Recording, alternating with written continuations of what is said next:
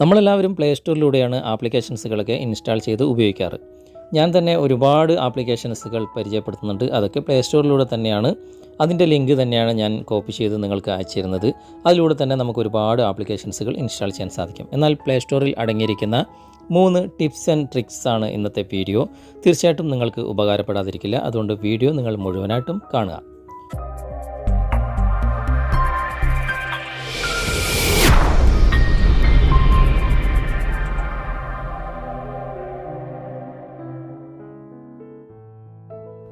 അതിനായിട്ട് നമുക്ക് play store ഒന്ന് ഓപ്പൺ ചെയ്യാം. ഓപ്പൺ ചെയ്ത് കഴിഞ്ഞാൽ ഇതുപോലെ ഒരുപാട് ആപ്ലിക്കേഷൻസുകൾ നിങ്ങൾ കാണാൻ സാധിക്കും. ഇതിൽ ഇൻ്റർനെറ്റ് ഉപയോഗിക്കുന്ന ആപ്ലിക്കേഷൻസുകളും ഇൻ്റർനെറ്റ് ഉപയോഗിക്കാത്ത ആപ്ലിക്കേഷൻസുകളും ഉണ്ടാകും. അതെങ്ങനെയാണ് കണ്ടെത്തുകയെന്ന് വെച്ച് കഴിഞ്ഞാൽ നമുക്ക് ഏതെങ്കിലും ഒരു ആപ്ലിക്കേഷൻ ഇവിടെ സെലക്ട് ചെയ്യാം. ഞാനിപ്പോൾ ഒരു ഗെയിം സെലക്ട് ചെയ്യാണ്.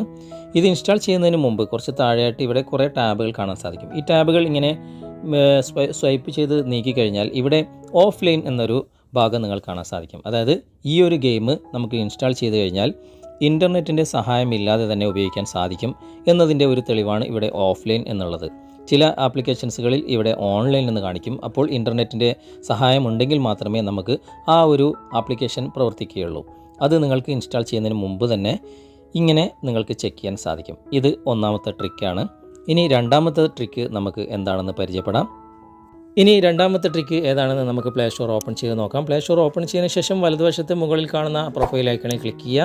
ക്ലിക്ക് ചെയ്ത് കഴിഞ്ഞാൽ ഇവിടെ മാനേജ് ആപ്സ് ആൻഡ് ഡിവൈസ് എന്നൊരു ഓപ്ഷൻ ഉണ്ട്. അവിടെ നിങ്ങൾ ക്ലിക്ക് ചെയ്ത് കഴിഞ്ഞാൽ ഇവിടെ താഴെ ഷെയർ ആപ്സ് എന്നൊരു ഓപ്ഷൻ നിങ്ങൾ കാണാൻ സാധിക്കും.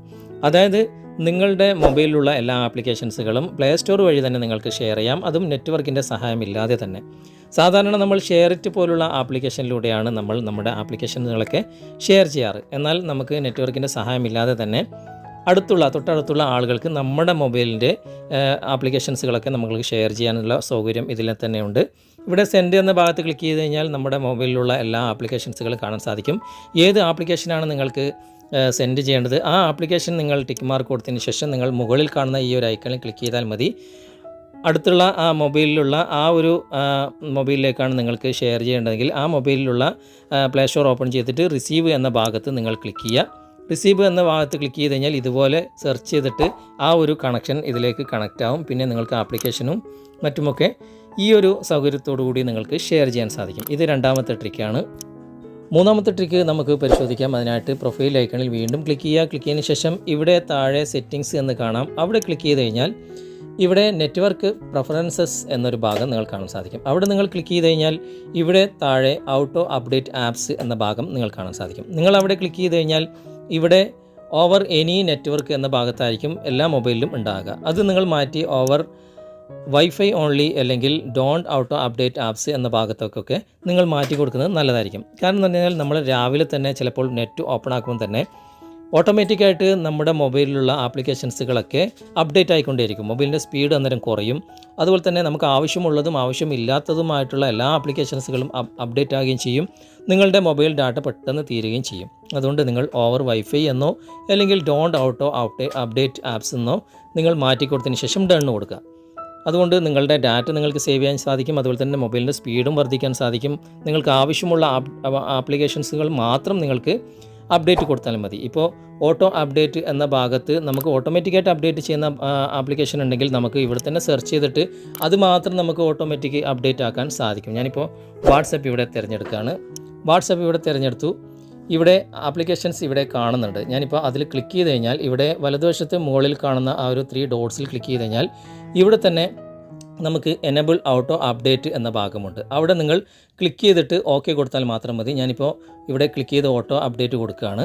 ഇങ്ങനെ ഓട്ടോ അപ്ഡേറ്റ് കൊടുത്തു കഴിഞ്ഞാൽ നമുക്ക് ആവശ്യമുള്ള ആപ്ലിക്കേഷൻസുകൾ ഓട്ടോമാറ്റിക്കായിട്ട് അപ്ഡേറ്റ് ആകും.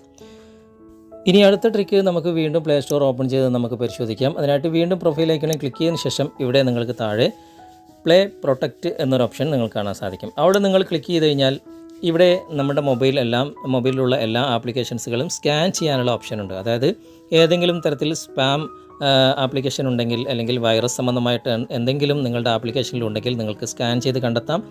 ഇനി നിങ്ങൾ ചെയ്യേണ്ടത് മുകളിൽ വലതുവശത്തായിട്ട് കാണുന്ന ആ ഒരു സെറ്റിങ്സിൻ്റെ ഗിയർ ചിഹ്നത്തിൽ നിങ്ങൾ ക്ലിക്ക് ചെയ്യുക. ഇവിടെ 2 ഓപ്ഷനുണ്ട്. അത് രണ്ടും നിങ്ങൾ ഓപ്പൺ ചെയ്തിടുക. അതായത് ഹാംഫുൾ ആയിട്ടുള്ള അല്ലെങ്കിൽ വൈറസ് സംബന്ധമായിട്ടുള്ള ഏതെങ്കിലും ആപ്ലിക്കേഷൻ നിങ്ങൾ ഇൻസ്റ്റാൾ ചെയ്യുന്ന സമയത്ത് ഓട്ടോമാറ്റിക്കായിട്ട് കണ്ടെത്താൻ വേണ്ടിയിട്ടാണ് ഇത് രണ്ടും ഓൺ ചെയ്തിടാൻ വേണ്ടി പറയുന്നത്. കാരണം പ്ലേ സ്റ്റോറിലുള്ള ആപ്ലിക്കേഷൻ ആണെങ്കിൽ തന്നെ ചിലപ്പോൾ വൈറസും ഹാംഫുൾ ആയിട്ടുള്ള ആപ്ലിക്കേഷനും വരാൻ സാധ്യതയുണ്ട്. അതുകൊണ്ടാണ് പ്ലേ സ്റ്റോറിൽ തന്നെ ഇങ്ങനെ ഒരു ഓപ്ഷൻ കൊടുത്തിട്ടുള്ളത്.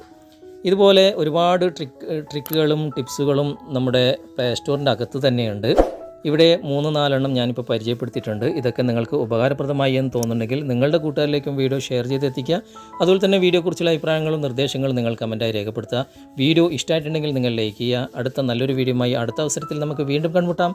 Thanks for watching. ബൈ.